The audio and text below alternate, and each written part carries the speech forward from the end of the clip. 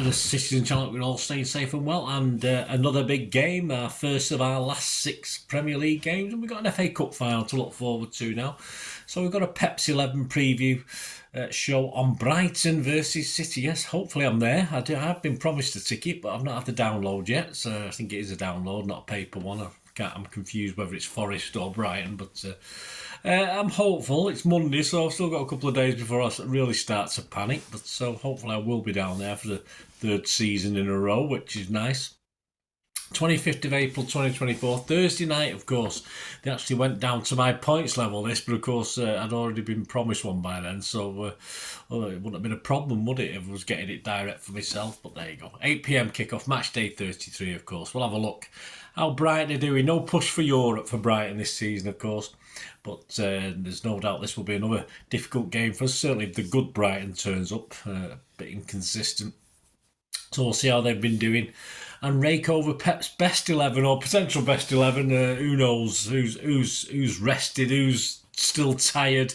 But we just need that 3 points. We need to keep the pressure on. We're playing catch up, of course, because Arsenal, Liverpool played more games now. So we need to make sure we win to keep the pressure on. Simple as that.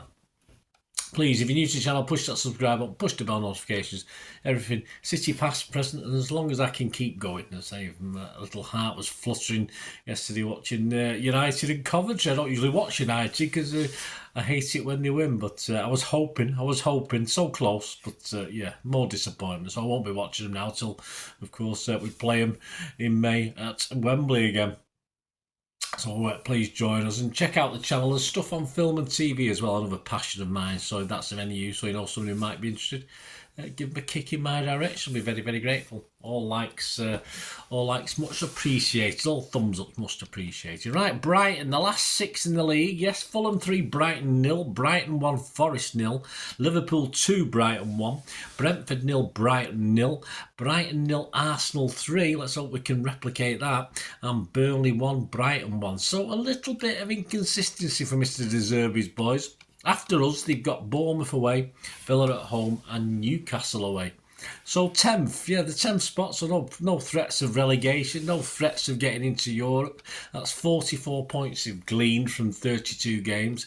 And yeah, even though the form's not been too great, De Zerbi continues to get the Seagulls to play some nice football. They like to play possession football, and he's not going to change particularly much tack against City. There last year, of course, City had already won the league then last year, but possibly edged the game for me. I thought they had far better chances. Of course, the Europa League adventure ended in round 16. The 1-0 win over Roma followed, sadly, a 4-0 defeat in Italy, but at least they got a bit of pride back by beating them over at our place. Their top men, João Pedro, 19 goals, 2 assists. Simon Adringa, 7 goals, 3 assists. Danny Welbeck and Evan Ferguson both have 6 goals, 1 assist. And Pascal Gross, yeah, he's 5 goals, but he's got 13 assists, so it's all right. And they will be rested because this is their first game for 12 days. So similar to Real Madrid, really. We have a tired team playing a well-rested team. Who will at least give 2 or 3 players a chance to get back to near fitness, because if their injury worries are into double figures at the moment. That's part of the problem De Zerbi's been having, and of course losing McAllister last season was a big blow to them. They not quite replaced him, of course. Good player, I like McAllister.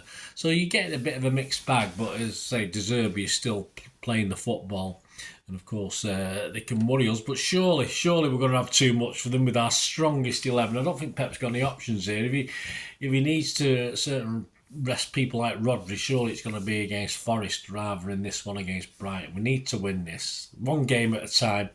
Get the Forest out of the way, then we get a little bit of a break to get some weary legs rested, don't we? So very important that we play our 2 bestest teams, I think, for this Brighton, followed by Forest, of course. So that brings us to our little boys. The squad against Chelsea, of course, in the semi-final. Ortega, well, he won't be playing in this. Walker, Stones, Akanji, Aki, Rodri, De Bruyne, Bernardo, Foley, Grealish and Alvarez. Subs were Edison, Diaz, Kovacic, Doku, Gomez, Gvardiol, Nunes, Bob and Lewis. So I'm fairly sure, 99.9% sure Ederson will be back in goal. Lewis may get a recall, though I always think at this stage of the season Pep will stay with tried and trusted until perhaps Arsenal Liverpool drop points, we carry on winning and we've sorted it with a couple of games to go. Wishful thinking, with fingers crossed, when that would be nice. I can't see it just at this point in time though. Stones, I expect, sadly, just to be a bit part player now. He's obviously got problems. Diaz and Akanji got dragged off at half time. Presumably he was injured. Diaz and Akanji, with perhaps Aki as well involved, are our centre half partnerships going forward. So you might see Diaz and Aki, you might see Akanji and Diaz, Akanji and Aki. But obviously that's a foreseeable future. And of course, Aki, even though I like to see him at left back, you got Gvardiol will get plenty of time in that left back position, I think, between now and the end of the season. Pep has faith in him. Rodri, of course, we see again, wasn't overly convinced that Wembley had the greatest game, and of course playing at Wembley is not the greatest pitch to play on, is it? It's apparently very tight. Still had a reputation of being tired. I don't think it's any different watching some of the players at weekend. But of course Kovacic needs to be given some responsibility as well, and I think he can cope with it. So if we have to rest Rodri, why not with Kovacic, perhaps with a young Lewis next to him or someone like that playing that role. Doku may get as much game time as Grealish, if not more. Rumours that Grealish might be on his way again now, but we'll see. Bob will be a bit part player, I think. Haaland needs to get back from his niggles and help us win a double. He's actually got to do something, Haaland. Is it a bit of a quandary at the moment, old Erling? We need an attic, Kevin, of course. He could have easily had a couple of assists at weekend, but of course if other players have done their business, but not quite rocking and rolling. Bernardo, Foden, again, hopefully a couple of days off will be the trick for all three of them to perhaps turn up for this Brighton game, or at least a couple of them anyway. And Nunes, I think, will be used sparingly as well.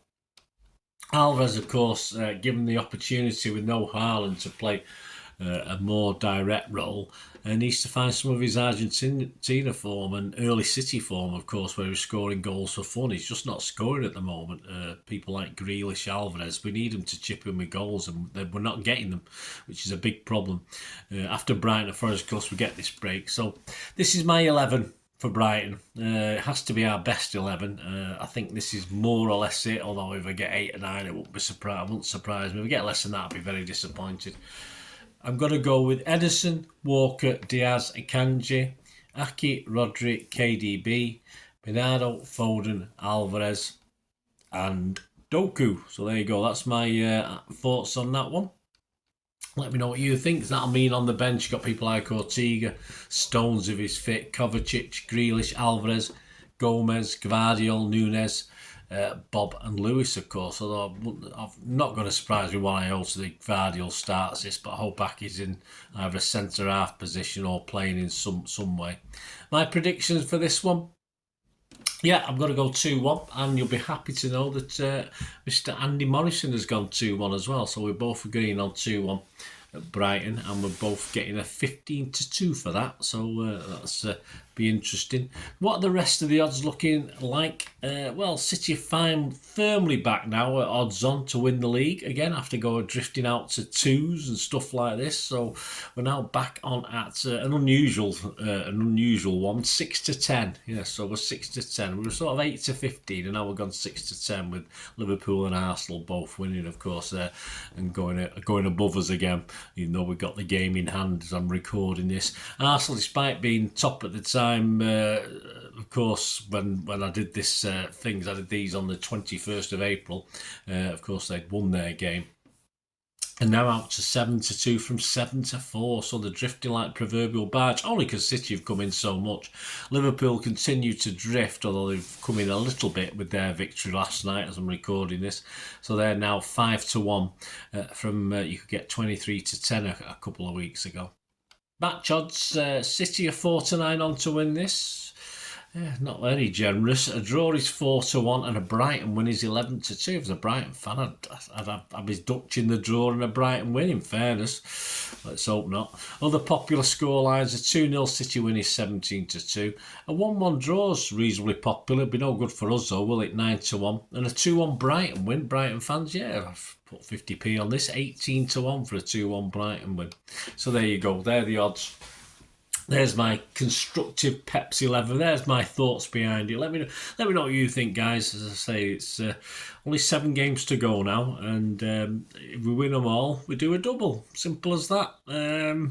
Easy, innit? It's just 7. If we can win 7 on the trot, that's no problem, is it? We might even have to be able to have a rest and win 5 or 6 on the trot and have a rest for the game and a half at the end, but and then just worry about the FA Cup when that comes up. But we will have plenty of time to rest players, so let's get through Thursday and Sunday and we'll go from there.